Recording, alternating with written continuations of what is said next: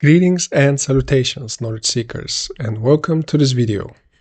What would you say if I asked you to do a video that you're going to show yourself in 10 years? What would you talk about? Perhaps your career aspirations? Maybe you're going to describe your perfect family or friends circle. Certainly you're going to focus on your hopes and dreams, plans and aspirations. While those are noble, I think we can go a little bit deeper. So let's dive into it. Let's start here. What would you not say to yourself in 10 years? I'm pretty sure we all have that one in common. Probably none of us is going to mention the small frustrations and irritations that each of us encounter every single day. The fact that maybe your alarm didn't go off, that the bus was late, or there was a colleague at work that was a little bit rude, a bit disrespectful, maybe downright ignorant in their behavior.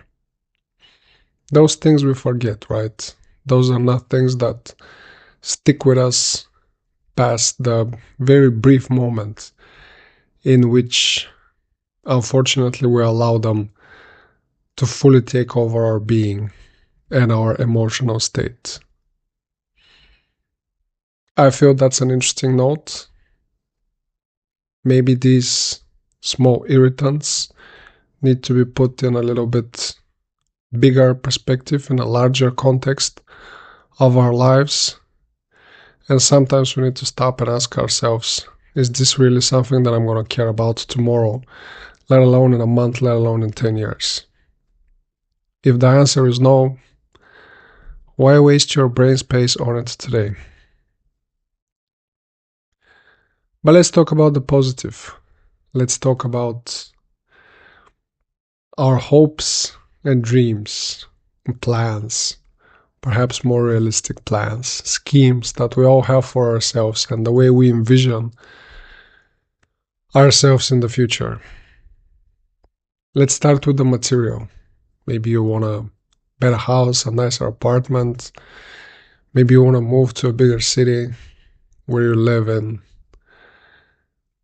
a better environment, surrounded by nicer people, again, in your dream house, driving your dream car. Once you accomplish that, how long before the car becomes a nuisance? With all dream, I particularly, as a guy, dreamt about owning a nice car. And then I never actually owned a nice car. But the first car that I owned, it was just an expense. Money going down the drain.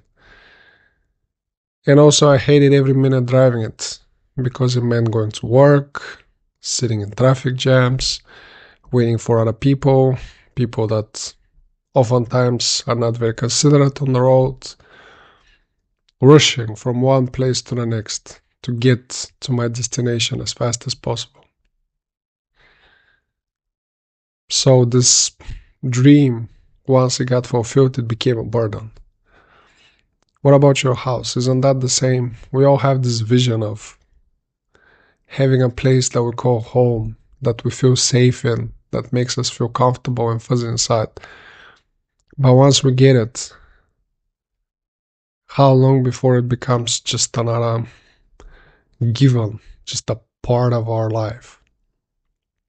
Not really something that we pay attention to, except of course when there's an issue, when there's a water leak in the kitchen, or when the fridge is not working, or maybe the washing machine is broken again. Another source of frustration. All these material desires that we have, usually they don't end up exactly like we envisioned they would. And usually they are associated with a lot more problems that we think about while we are in the desiring phase, while we are looking for this new source of happiness that supposedly an external material possession is going to bring to us. What about our careers?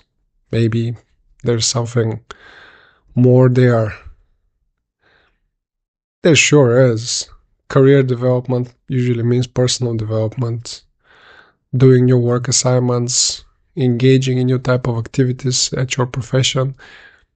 Usually means growing personally as well as a human being. Perhaps you get to be put in a leadership position where you can influence the work of others. Perhaps you get to go out of your comfort zone by presenting information for other people. Public speaking is usually very scary for most of us. Perhaps you get to do something else interesting. But again, how long before it becomes mundane? How long before the public speaking is just another routine that you have to do at your job? How long before leadership goes from being interesting and a challenging work assignment to a bother because your colleagues are not listening to you, or because they're not performing as you expected, or because, I don't know, your bosses are riding you too high to get to hit your quarterly quotas? What about dreaming of the perfect idyllic family life? How often does that actually happen, other than on a movie screen in a Hollywood setting? I would say very rarely.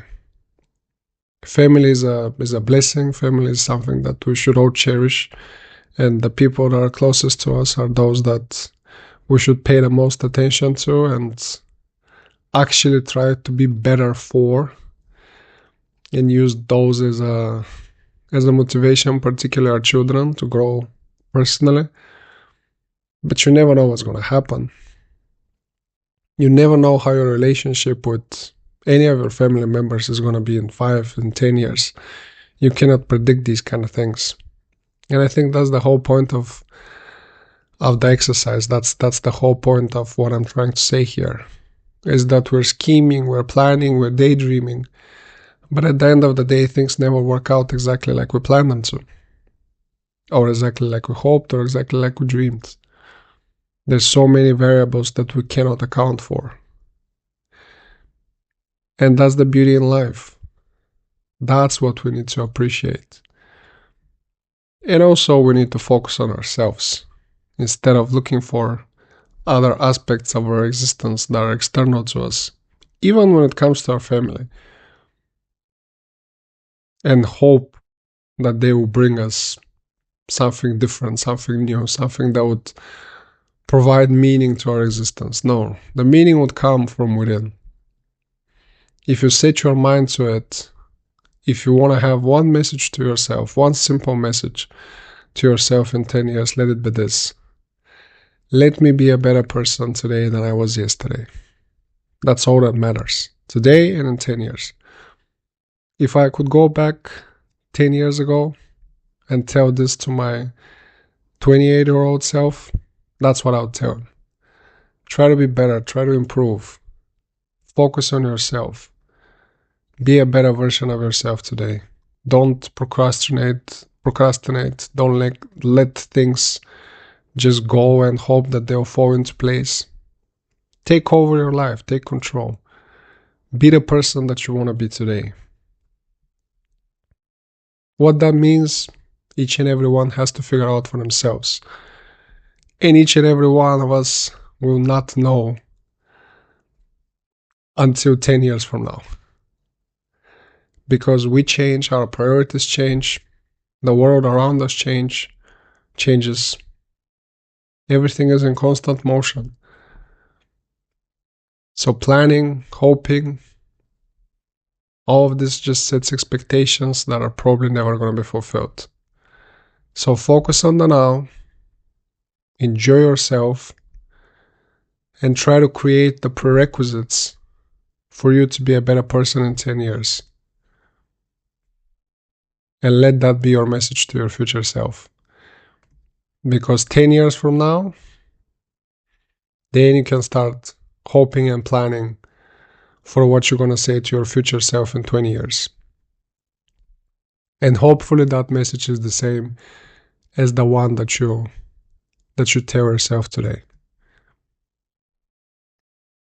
Thank you very much for watching and listening. I hope you guys find this information useful. If you do, please like and subscribe. And I'll catch you guys in the next one.